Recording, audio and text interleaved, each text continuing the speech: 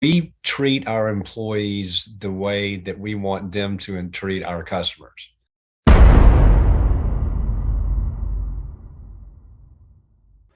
Hello everyone, welcome to a new episode of KG Pods.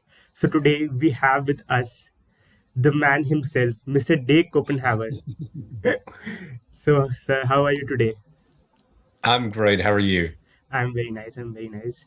So sir, Thank you so much for having me. I appreciate it, so Keshav. thank you so much for accepting to do this with me.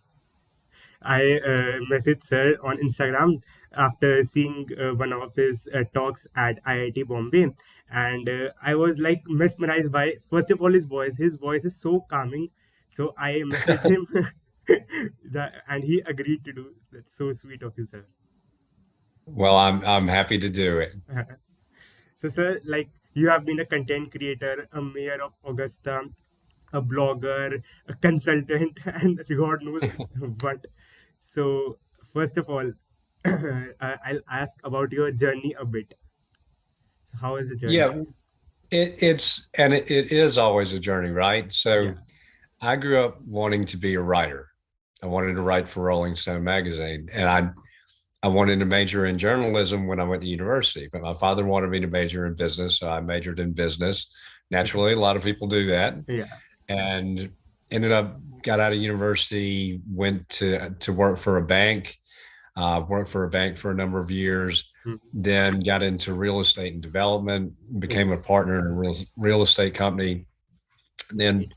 ran a nonprofit land conservation organization for 4 years, then was mayor of Augusta for 9 years, started my consulting business, wrote a best-selling book, started a podcast. But I, I've always sort of, I've had an unusual journey. I tell people I'm still trying to figure out what I want to do when I grow up, but I've just gone where I've seen there's a need, right? And so now, particularly with the podcast, I think that we need to spotlight good leadership, Mm. ethical, positive leadership, because that's not necessarily what you see in the mainstream media, on Yeah. social media. But there are great leaders out there doing great things. Mm. And so I just think that part of good leadership is providing hope. And I hope that I'm encouraging people, inspiring people, because I think that's a big part of leadership, and particularly encouraging your generation. Mm. Like they say, na, that a good leader is one who, a person who enters his room feel empowered, not like scared. Yeah, and that's leadership is about not seeking power, it's about Mm. empowering. Yeah, And true. I have told people that the only power that a true leader should concern themselves with is the power to inspire, because no one individual can do anything alone. Mm. But if you can inspire people to work with you, there's nothing that you can't do. Yeah, true. If a person is provided with good guidance, then he can do wonders. Exactly. Mm. And I speak a lot about creating good, positive cultures, but and I'm not sure if it's the same in India. I think it's pretty much the same every place, that Yeah. we're seeing labor shortages every place. Mm. And I would make you know, would state my feelings that unless you're going to become an employer of choice, you're just going to exacerbate the labor shortages, because people, are quitting their jobs because they don't want to be a part of toxic work environments. Mm. But I think good leadership is about developing cultures that your employees want to be a part of. People want to come to work, Yeah. and your clients they don't want to use anybody but you. Or if Mm. you're, providing a service, they don't want to use anything but you. It's pretty simple. I had a drink with a guy who's the president of a big chain restaurant business here in the States Mm. last week. And he put it really simply. He said, we treat our employees the way that we want them to treat our customers. Yeah, So true. effectively, our employees are like Mm. our customers. And I'm Yeah. like, that just makes so much sense. But historically, people have been able to make lots of money off the churn and burn mentality. Yeah. If you Exploiting don't want to everyone. put there next, but I just don't think that that's going to work anymore. And I don't think that's the right approach to take in leading any organization anyway. Personal opinion. True, true, true. Like people are now aware of social media and things, so they are like, we will work for less money, but we will work there where we are respected properly and we have good work culture. Exactly. Well, I had a, obviously I'm a former politician, although I never considered myself a politician. I'm not a member of a political party. I ran for office really just to help my city. But I was doing a speaking engagement a couple of years ago, and I had a gentleman ask me, "Well, what's at the core of your book?" So I've got a book out, "The Yeah. Change Maker: The Art of Building Better Leaders." I said it's in leadership positions, even in politics, you can treat everybody with dignity and respect and maintain your character and integrity and still be successful.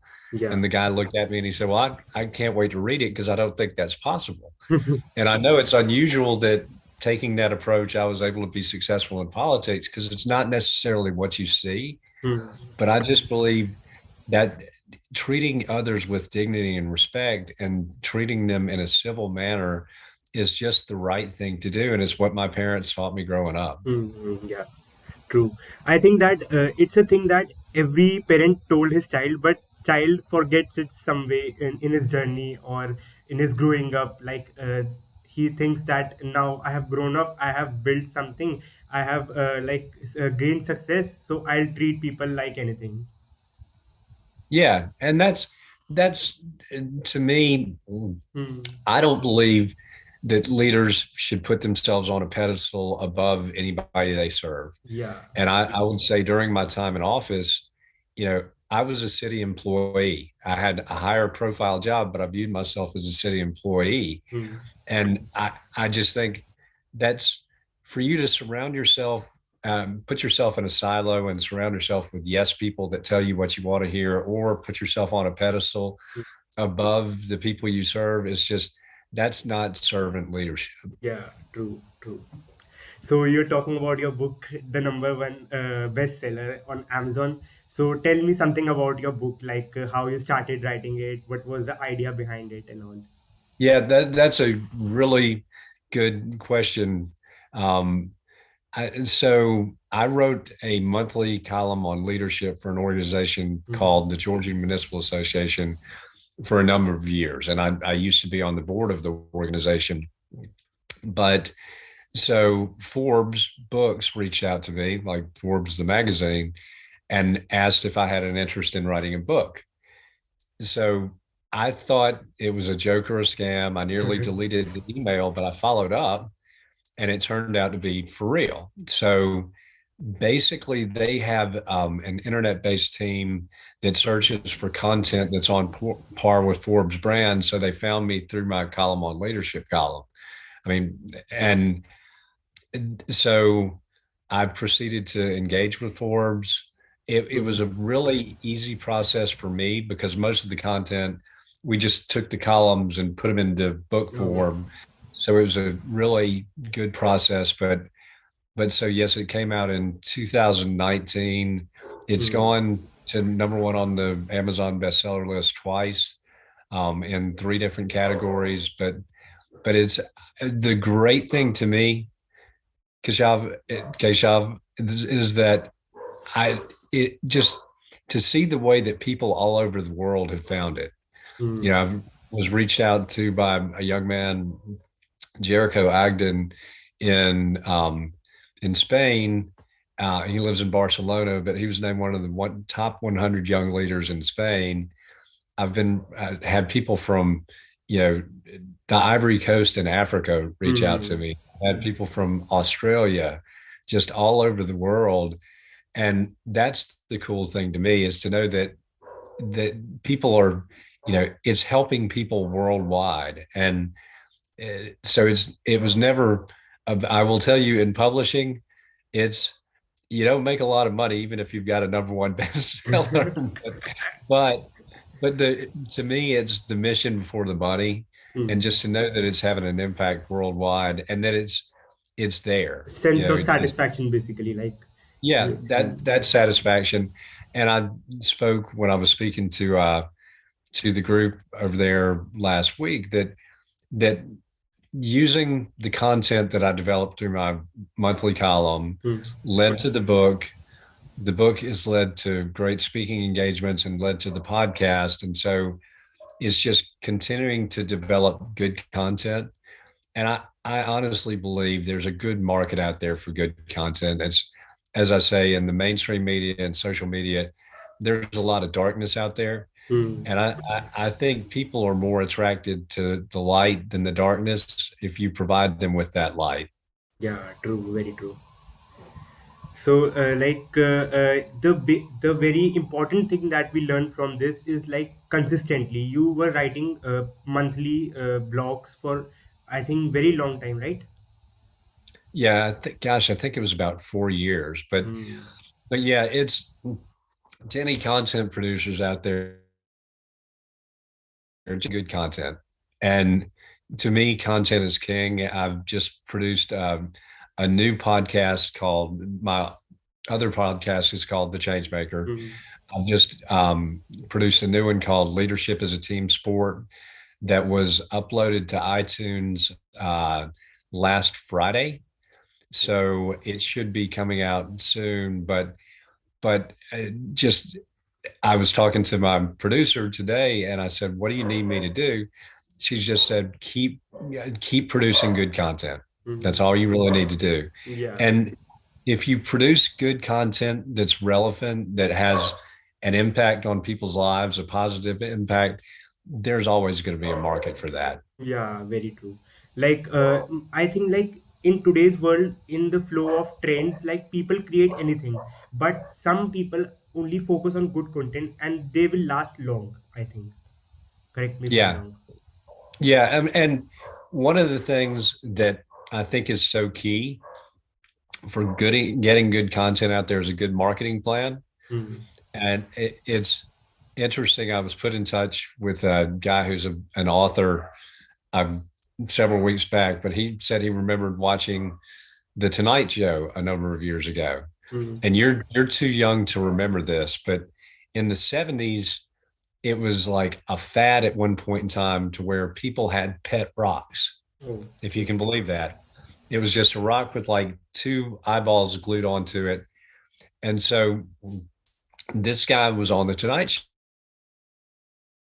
Show and he made millions and millions of dollars. Oh. And the host said, you know, how did you end up doing this? He said, well, I was talking to a coworker and we worked at a marketing firm. And the coworker said it's more important to produce a quality product than marketing is. Hmm. And the guy said, no, marketing is extremely important. And the guy said, no, it's a quality product. He said, I bet you I can get the American people to buy rocks. Yeah. And so he came up with the idea for the pet rock and made millions of dollars selling Oh. pet rocks. But that showed me that's a good example of Hmm. it's really a good marketing plan is key because there's so much content out there. You need a marketing plan that sets yours apart. Hmm. True, true. Like content, people are producing content at malab, very, very high rates. Like every second content is being produced. So I think like we have to choose the right content, and if we consume right content, that it will be beneficial for us and for our time as well. Exactly. And that's, realistically, people's attention spans aren't getting any longer. Yeah. So what my new podcast is a lot shorter than my last one, but it's if I can get through to the audience and bring them into, what I'm doing and as a podcaster is everything. If what is getting people's attention now is shorter form content, Yeah. that's the reality of the situation. And you can bemoan because I've heard people bemoan, oh gosh, kids today, they've got no attention span whatsoever. I'm like, Hmm. the reality of the situation is your generation has been bombarded with more messaging at an earlier age and marketed Yeah. to much more so than mine. And so I can understand, you want the fastest and easiest way to good content. Hmm. And so, I'm not saying that I'm not making a moral pronouncement on the fact that fact of the matter is that shorter form content gets through to more people more quickly. And that's just the reality. So that's the world we live in. And it's not bad or wrong. It is what it is. Yeah, yeah. But I have one counter argument here that like if we get interested in a series like on Netflix, then we will watch like binge watch it. But on the other side, we are saying that the attention span is reducing. So explain me a bit more. Yeah. And I agree with you, but that's the getting them in the door. And I would say that the series that you're binge watching on Netflix Hmm. have a real good marketing campaign to get Yeah. you in there to binge watch. Hmm. So yes, that's, when you think about binge watching and people say that they're short attention spans. Okay. I'll give you a great example. I just watched Get Back, Hmm. the Beatles documentary on Disney. And it was so the documentary is basically their last recording session. But it's I think there are four installments and they're 3 hours apiece. I mean, it's a long watch, but I had no problem making time to watch that because I'm a huge music fan. Hmm. And it was really interesting once I got in the door. Once it hooked me, I'm like, oh man, I can't wait to watch the next episode. So, Yeah. but it's that the marketing is kind of the hook that gets you in the door. Hmm. Yeah, yeah. So, there are very many emerging content creators coming now. So, a piece of advice or advices that you would give to the budding content creators like me. Just keep at it, and I'll tell you, you're gonna get better at a 3 hour a day radio call-in show. Hmm. And I literally didn't know where to plug the headphones in when I first started the show. Hmm. But I learned and I got better and it's sort of throwing yourself into the middle of it. But when I started my podcast, I had a young lady who's 21 years old. She was a marketing intern with my wife and I for several entrepreneurial endeavors that we do. And so the first podcast I did, I had her sit in on it. And I had not been an avid podcast listener. But at the end of it, I said, so Molly, what'd you think? So she's 21 years old, not yet a university graduate. Hmm. She said, it was pretty interesting. I'm like, if that's the only reaction I get from you, we're doing it again. Oh. So she gave me feedback as to what she thought made for a good podcast, which I took her advice and it made my podcast better. Hmm. So don't be afraid to listen. And and people would be like, you're a 53-year-old man, you're taking the advice of a 21-year-old girl. I'm Hmm. like, she listens to podcasts more than I do. She knows what she's talking about. Yeah. So listening to her advice made me a better podcaster. Yeah. But Hmm. just keep on producing that content. Right, right, right. So, that's a stereotype that if you are old, you should not take advice from the younger ones because you are more experienced. But I think that is a bit wrong somewhere. If you can better, it may be advice of a 12-year-old, 15-year-old. That's good for you only. Yeah, exactly. Well, it's funny, and I talk about this on my new podcast, but I've always been focused on mentoring the next generation of leaders. Hmm. And it's been really wonderful to see how my book has been embraced by the younger generation. But I've sat, in boardrooms and it was millennials, now it's Generation Z. Z. And I'd have people say, well, how do we engage the next generation? And I'm like, there's nobody under 40 sitting in this room. How are you going to talk about engaging a generation that doesn't have a seat at the table? Hmm. We need to listen to them, Yeah. whether it's businesses, what kind of environment do you want to work in? Is going to get you excited to come to work every day. And with communities, so I always focused on, when I was mayor, building a city that could recruit and retain the best and brightest young minds. But in order to do that, I had to speak to young people and say, what is going to keep you here, or what is going to make you want to bring your friends to our city? Mm. So I tell people it's kind of like, in the States, if you had a bunch of rich old white guys sitting around a boardroom talking about how do we address racial issues with nobody of any color sitting in the room, Yeah. how's that going to work out for you? I Yeah. mean, it's not. So Mm. we have to have these conversations, and good input and good advice can come from any generation. And that, here again, a 21-year-old girl giving, who's brilliant, but being willing to keep an open mind and take her advice Mm. made for a better podcast. And I've thanked her repeatedly for that. Mm. So you were mentioning about your experience with the mayor thing. So how did you get interested in politics and stuff like that?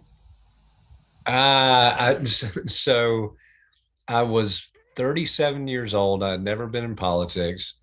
And I went through a program called Leadership Georgia, which is the oldest statewide leadership program in the US.